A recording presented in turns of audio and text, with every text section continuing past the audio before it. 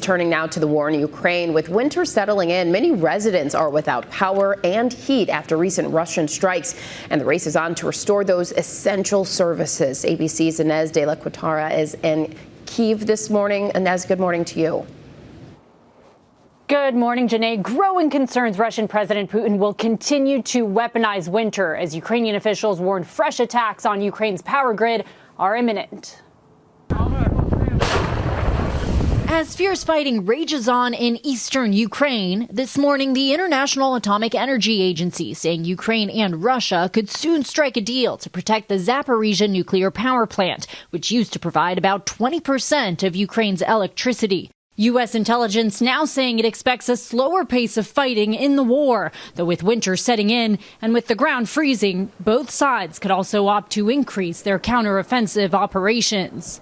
And with no sign of a reduced Ukrainian resistance, U.S. officials also confirming that they're weighing an expansion of a training program for Ukrainian troops in Germany.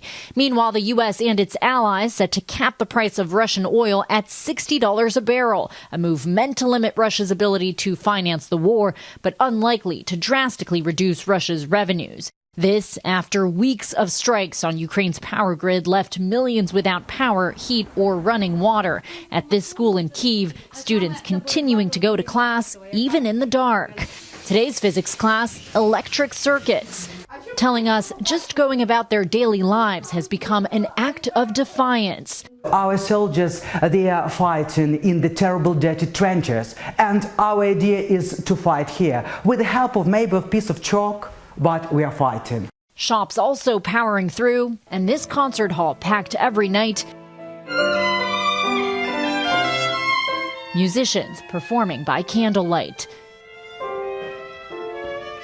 And that price cap set to go into effect on Monday. Ukrainian President Zelensky saying it doesn't go far enough, while Russia is threatening to stop supplying oil to nations endorsing the measure.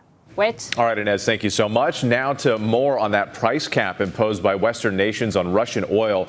Even as OPEC members meet this morning, the question now, what impact could this have on fuel prices here in the U.S.? ABC's Elizabeth Schulze joins us from the White House with more on that. Elizabeth, good morning.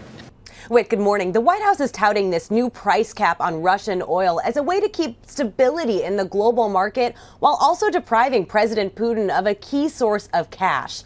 Administration officials tell us that this is an unprecedented move from the U.S. and its allies coming after months of negotiations, and it's a balancing act. Officials say that the $60 price cap on Russian oil is low enough to limit the Kremlin's revenues, but high enough that Russia won't retaliate and cut off supply to the rest of the world. That's when American consumers would really feel the pinch. Gas right now is cheaper than it was before Russia invaded Ukraine. AAA says that the national average is $3.42, and Gas Buddy predicts it could actually drop below $3 by Christmas.